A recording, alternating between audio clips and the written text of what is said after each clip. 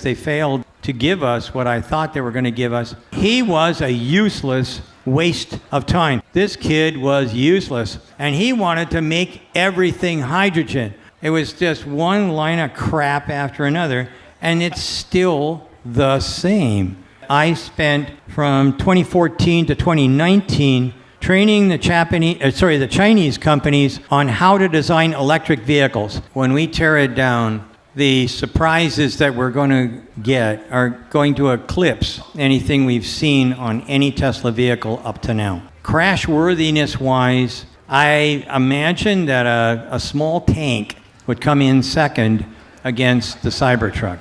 Woe the day that we allow Chinese cars into the United States, because it will be the end of a lot of established OEMs. And that gets me to the bottom of the pit, which is unfortunately Volkswagen. In this video, Sandy Munro is in savage mode again, absolutely roasting car dealerships, legacy automotive manufacturers, and warns of an imminent Chinese EV invasion that he's partially responsible for. Plus, share some thoughts on Tesla's Cybertruck. As always, there's a link in the description to watch the full original video. And if you guys would like to access a load of exclusive content and or just support the channel, check the links in the pinned comment. You can subscribe over on X, formerly known as Twitter, and Patreon, where you'll find close to 350 exclusive videos, my Tesla fair valuation over the next 10 years, and optional access to my Tesla valuation model. Check the links in the pinned comment. Okay, so let's take on dealerships first. I never liked dealerships. So let me ask a question. Is there a single person on earth, other than owners of car dealerships themselves, who actually likes car dealerships? Unless you've got a fetish for pain and discomfort, or just getting fucked without consent. I don't think there's any mentally healthy people on earth who enjoy the experience of going to a car dealership, not knowing what they're going to be paying, negotiating, the whole kit and caboodle. It's a terrible, broken-ass business model. Or is that just me? I mean, personally, I'd much rather just be able to order my vehicle on the internet, knowing how much it will cost ahead of time, have it delivered to me without having to waste any of my time going to a car dealership. Am I crazy, or does everyone feel the same way? I used to drive sports cars, mostly English sports cars. And there was no dealership. You kind of like fixed your own, and that was fine with me. The first car that I ever bought that was new, that came from a dealership, was a Ford Pinto station wagon. What a sad day that was. I knew then that I was getting older. It was a miserable experience. And every time I brought that car back, which was a lot, I get one of the dealership kind of answers. Well, don't you realize these cars are made in 60 seconds? That's the line speed, but I'm sure it takes longer than 60 seconds to put it together. And, oh, well, maintenance here is very, very important. And, after 2,000 miles, you should change the oil. Hold on, I'm an engine engineer. What are you telling me? It was just one line of crap after another, and it's still the same. He's right. I don't call them car dealerships for nothing. I have no use for, I'm sorry if there's dealership people here in the audience, but I would suggest selling shoes. There's no maintenance on shoes. Anyhow, so for me, that part of the equation is simple. Are you seeing the legacy OEMs making the changes that you've either been suggesting, or are they even is there really any way for them to really, turn the Titanic from hitting the big iceberg? I thought that you were going to say catch up. And then I had a whole 15 minutes. Yeah, I know. You probably heard this speech already. But anyways, I would suggest that there are some companies that don't have to do the try and catch up kind of routine. And you saw one here in Aptera. That product is going to come basically as a perfect build. And they'll add a few more things, and it'll be on the road. Yeah. So Aptera will definitely be a success story. Chris, I don't know where you are. If you're over in here, he's probably already drinking margaritas, or he's putting them in a big glass, getting them ready for me. So that's one. In my opinion, if Aptera doesn't go bankrupt, they do have a very, very small market to themselves. I think I'll leave it at that. Another one is, I'm staring right at him, Rivian. Rivian came out of nowhere, did everything different. In some cases it was good, some cases not so good. But you know what? They're making the changes that they need in order to produce a vehicle that you can actually afford. Now, I'm not here to give you press on Munro Live, but there's a Munro Live blog thing, whatever, I can't remember what it's called. But anyways, it was me talking to RJ Scaringe and talking about their new dual motor, which they designed themselves. The old one was made by Bosch, the quad, the one that my wife has, is a quad system. That system is heavy, and I can't remember all the numbers. I forgot my little piece of paper, but let's say that it's, I think, somewhere around 380 horsepower. And the dual motor, so there's only two motors, and they're designed and built by Rivian. And guess what? They almost have the same amount of horsepower for a two-motor product versus a four-motor product. Guess what that means? You're going to see a big reduction in the amount of cost. And quite frankly, 99% of the people are never going to ever need a Rivian for rock crawling. Okay, so I want it, but I can guarantee you that the rest of the world is going to go for that dual motor. And why is it so good? Because they did it internally. They aren't buying it from somebody else who's just got another thing to peddle. So that's kind of like the two new guys on the block. So Rivian's strategy of continually vertically integrating as much as possible makes sense. In fact, if you're not doing this as an automotive manufacturer, you will go bankrupt. The difficult challenge, of course, is if you vertically integrate too much to begin with, you'll go bankrupt as well. It's a fine line. But Rivian are doing some good engineering, a lot of stuff in-house, very impressive. And the fact that they've yet to go bankrupt and might survive the decade is rather impressive. At this point in time, I think they've got maybe a 42 to 69% chance of actually surviving the decade. If you guys want an in-depth comparison, check out Patreon. I recently did a Rivian versus Tesla comparison at each stage in the company's life. Rivian currently aiming for 50,000 vehicles produced this year. I rewind the clock. In the year that Tesla first produced 50,000 vehicles, how much revenue did they do versus Rivian? How much of a loss did they make versus Rivian, and so on? Just a comparison, basically how much faster and better is Tesla than Rivian. It is quite eye-opening, so check the link in the pinned comment to join Patreon if you want to watch that. It's one of the most recent exclusive videos. And I've said it before, I'll say it again. I really do wish Rivian the best. I hope they're successful. They've got a decent chance now. And that is something I cannot say about, let me think here, any other EV startup right now. Let's talk about the other end of the spectrum. Oh, one more. Okay, so they fired the little fat kid that used to run Toyota.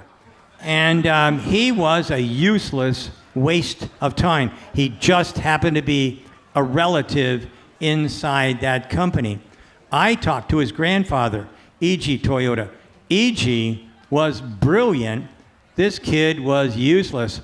And he wanted to make everything hydrogen. Hydrogen works on big trucks, airplanes, ships, things like that. They don't work in cars.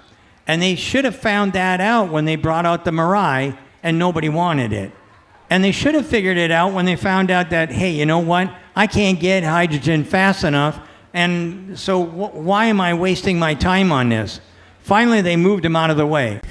Fucking hell, dude. I thought I was a savage. To be clear, as of the most recent public statements from Toyota, after the change in leadership from a dumb fuck with a surname to somebody who may actually be competent, Toyota are still fucked. What they're saying publicly, that they expect about 1/3 of their vehicles in 2030 will be electric. So what are the other 2/3 composed of? Hydrogen, hybrids and ICE vehicles? And good luck with that, you fucking morons. So it's a good sign that they finally shit-canned this useless moron. And now, congratulations, Mary B. Aspara, you are unquestionably the dumbest, least competent automotive CEO on earth. Prior was Mr. Toyota. But based on what Toyota is still saying to the public, to their investors today, they're fucked. No one's going to be buying hydrogen or hybrid or ICE vehicles in 2030, yet they're still expecting 2/3 of their vehicle sales approximately will be those forms of propulsion.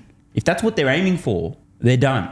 Absolutely done. So the real thing to pay attention to now is how quickly does the narrative shift from 1/3 of our vehicles, aka about 3.5 million electric vehicles in 2030. They usually sell around 10 million vehicles a year. That's about a third. When does the narrative shift from 1/3 of our vehicles being electric in 2030 to 100%? Because I'll tell you what, their current target is going to result in ultimate bankruptcy. They need to be absolutely committed to nothing but electric vehicles. Still, at this point in time, 2/3 of their focus is not electric. Not going to end well. The new kid, or the new guy, he's no kid. I met him when I was working with the people at Lexus, or Nexus, I should say. No, Lexus, sorry. And guess what? This kid was wicked smart. He was like in his 20s, and he was already a manager, which doesn't happen at Toyota. This guy has got the right vision. So in the past, I've said, Toyota hasn't got a hope in hell. Now I'm changing my mind because I know that Toyota is having, they call it kaikeku sessions. It's where I'm going to tell you what it used to be. The executives would go up north to these hot springs, and kaikeku means a rapid innovation that only can be handled by upper executives. So they go way up north on the North Island in Japan to these hot springs, and they get naked. They get naked, and then because they want to get closer to each other. Personally, I find that a little tacky or a little bit harsh. I can't see me doing that. So anyways, and especially they're all old guys. I mean, oh my God, it'd burn your retinas up. Just have to jump in here. I still think Toyota are fucked. And until their public statements to their investors and the general public change dramatically from 1/3 EVs to 100% EVs by 2030, this will not change. Doesn't matter how many naked hot springs sauna sessions they have together, Toyota is currently heading full speed in the absolute wrong direction. It's going to take them years just to slow down, then to begin turning around, then to begin heading in the right direction.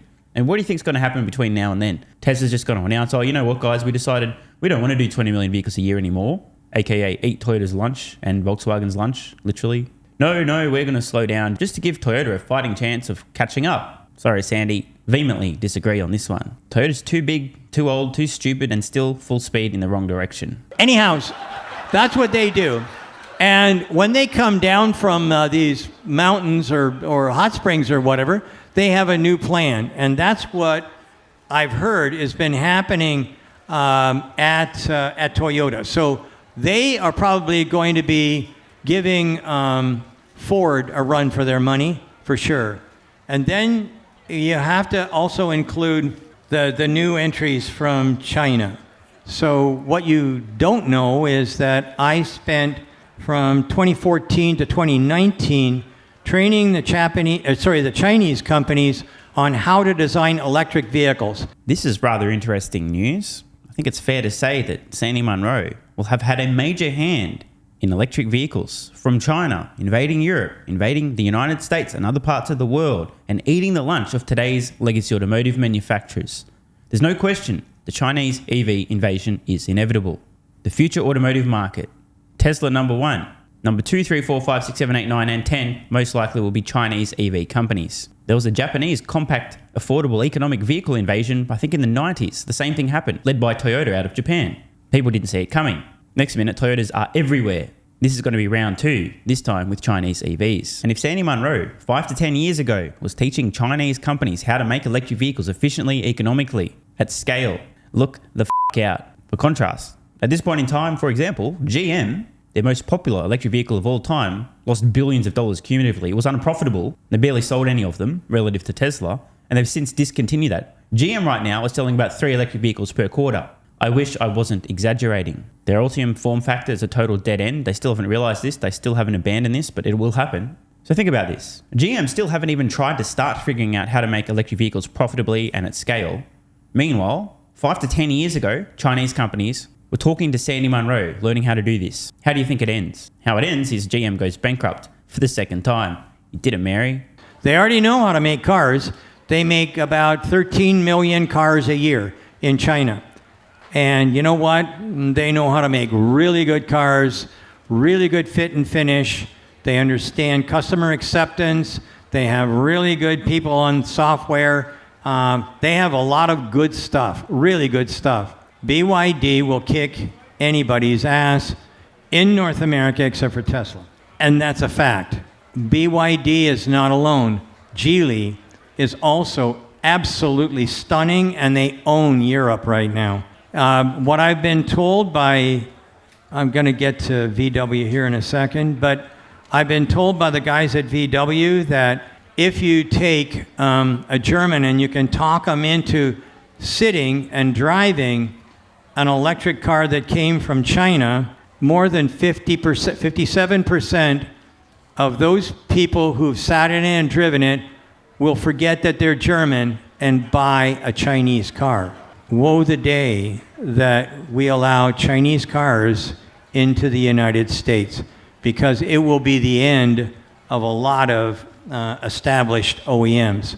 And that gets me to the bottom of the pit, which is unfortunately Volkswagen. Well, I vehemently disagreed with Sandy, who thinks Toyota are going to be fine, but on this point, I absolutely agree. Hilarious, isn't it? A few years ago, Herbert D's nuts was actually saying what needed to be said, recognizing the challenges ahead, and pushing the company in the right direction. And what did he get for this courage? Fired. That was the point in time I realized VW ain't going to make it. Despite the Dieselgate scandal and their so-called reparations, forcing the company towards electric vehicles faster than they commercially would have decided to go otherwise, giving them an unearned lead, not total lead, but relative to legacy automotive manufacturers. The amount of bureaucracy, red tape, arrogance and hubris within this company has utterly doomed them. Never mind the complicated ownership structure. By the way, guys, you want to do some homework? Have a search and learn about the ownership structure of VW. You will not believe it. No, seriously, you just do it. So, in short, VW, totally no question. Now, for those who don't know, Toyota and VW are the world's two largest automotive manufacturers. As I record this, by units sold, roughly 10 million vehicles per year each, maybe 11 on a good year. Both of these companies are going away in the next 5 to 8 years. Anyone know any companies that will fill that void of nearly 20 million vehicles? Yeah, no, neither do I. But if there were such a company, I certainly wouldn't mind owning their stock, because that's a very large opportunity. I cannot believe, I thought that they were going to come in and be a real contender against Tesla. And if you've seen my video on the ID4, you can see that I was not a happy camper. Eric, that was the first day. Eric is the guy that does all our videography or runs the videography group. And he thought that maybe he should find a new job because he thought the boss was nuts. And because I was so unhappy. Nothing worked. Zero worked. You know how many over-the-air updates an ID4 owner has had since the day they bought it, even if they bought the first one? Take a guess. 0. 0 is correct. Who? I mean, really, at the end of the day, you can ask a lot of questions, but there's no answer. None. VW has lost its way. They've lost 1 million vehicles in China already this year. That's a lot of vehicles to lose. They don't have anything in the market that people want, and they can't even sell them to Germans. I would not recommend looking or wasting your time looking at an ID4. So there you go. Sandy, Munro and I are the only two guys who think Volkswagen are f***ed. Let me know in the comments below. You think they're going to make it? You've got the top, the Tesla, and then there's others. So this is the year of the Cybertruck, right? And I know you've seen it. Hopefully. It's gonna happen. I got my Cybertruck shirt on here. No, you're decked out. But yeah, this is the year of the Cybertruck. You know, I think Elon said several times, earnings calls, tweets, whatever, or X's, whatever it's called now, that, you know, there may be a delivery event happening in September. We're seeing them all on the road in Fremont, Palo Alto. It's like Feels like they're just all over the place. You've seen it several times at various events, gotten semi-close. What are your thoughts on, and what you've seen? I think there's been some leaks as far as like even some gigapresses and other things like that. What are your expectations to tear one of those down, and potentially what's going to be different about them versus other Tesla vehicles? I'm pretty sure that when we tear it down, the surprises that we're going to get are going to eclipse anything we've seen on any Tesla vehicle up to now. I think he's right, and I've got to say, bro, you have no idea how pumped I am for the Cybertruck teardown series from Munro Live. I guarantee you, this thing is going to break the internet, and the cumulative views across the entire teardown series from Munro and Associates will probably be more views than the entire Munro Live channel has received since it launched. Nerds, engineers, competing companies, and many people in the general public will be interested in the Cybertruck. As we know, strong as engineering genius, built different, it's utilitarian as extremely functional, impossible to ignore. These things are rolling billboards. Cannot wait. That's what I'm expecting. I'm also expecting that this is not really an exoskeleton car. It's really kind of like a structurally built body in white and black metal car.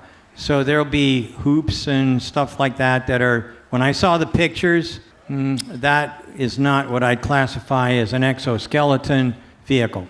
So that kind of is disappointing in one respect because they failed to give us what I thought they were going to give us.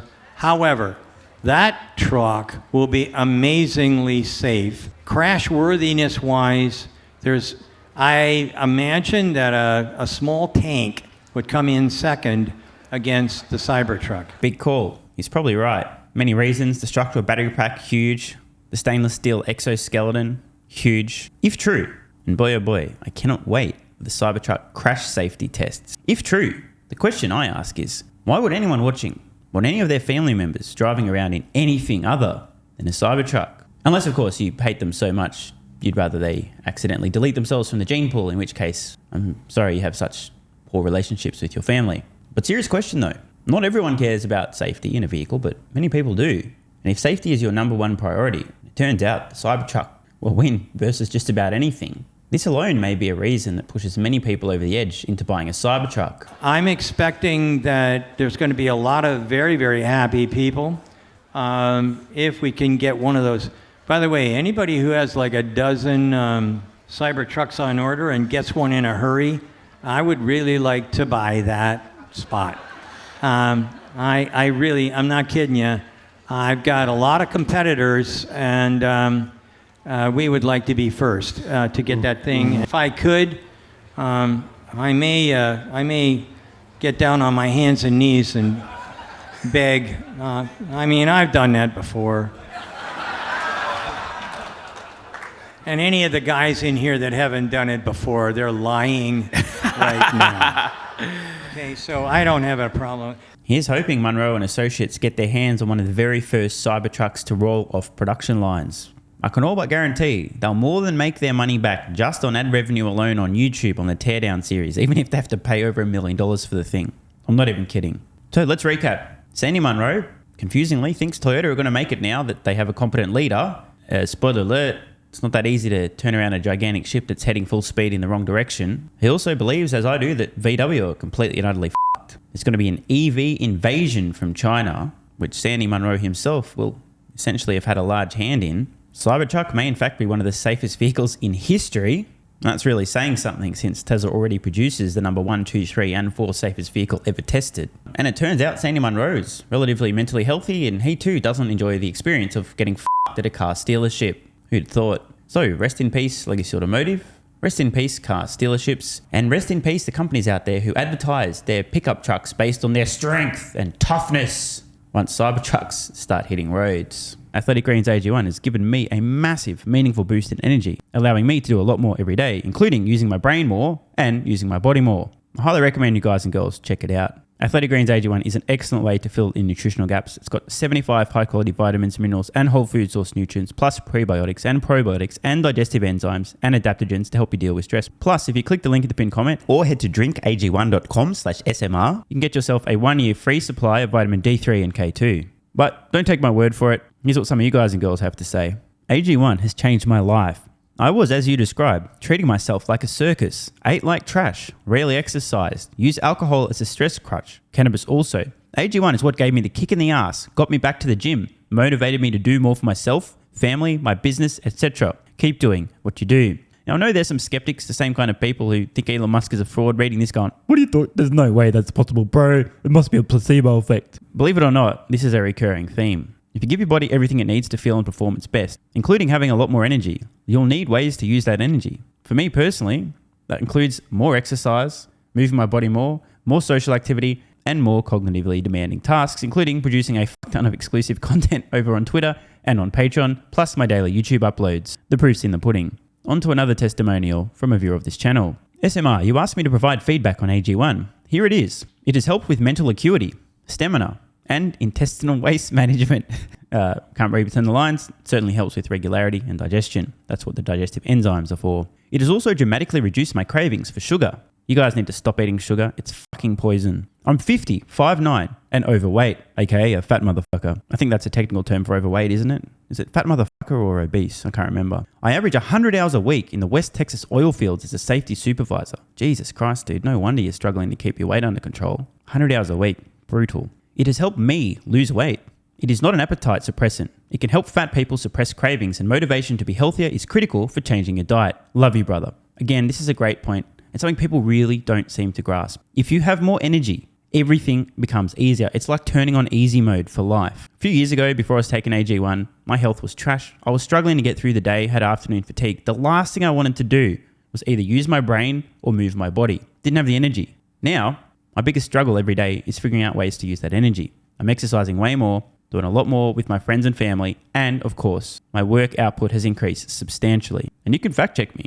Check out the average length of my videos I was posting to YouTube 3 years ago. Need I say more? And one final testimonial. Love this one. Okay, here's the deal for me with this AG1 shit. I'm 41 years old and not the type to eat, drink, smoke, or sleep healthy, so I was skeptical. That being said, here's what I experienced. Day 1, meh. Day 2, afternoon fatigue was about 45 minutes late. Day 3, 0 afternoon fatigue. Day 4, 0 afternoon fatigue plus extra energy. Day 5, again, 0 afternoon fatigue plus energy, wondering, what the fuck, really? See, this is the thing, right? The results for many people are just almost too good to be true. This is the same experience I had. My afternoon fatigue just vanished out of nowhere. I'm like, wait, what the fuck? Why am I not tired in the afternoons anymore? Surely, it's not that AG1, is it? Turns out it was. Day 6 and 7, same thing. Day 8, same thing. Plus, I had the want to get things done around the house that I normally would slack off and not get done. Again, the point, extra energy, you'll need to use it, you'll find ways to use it. Day 9, 10, and 11, and today is day 12.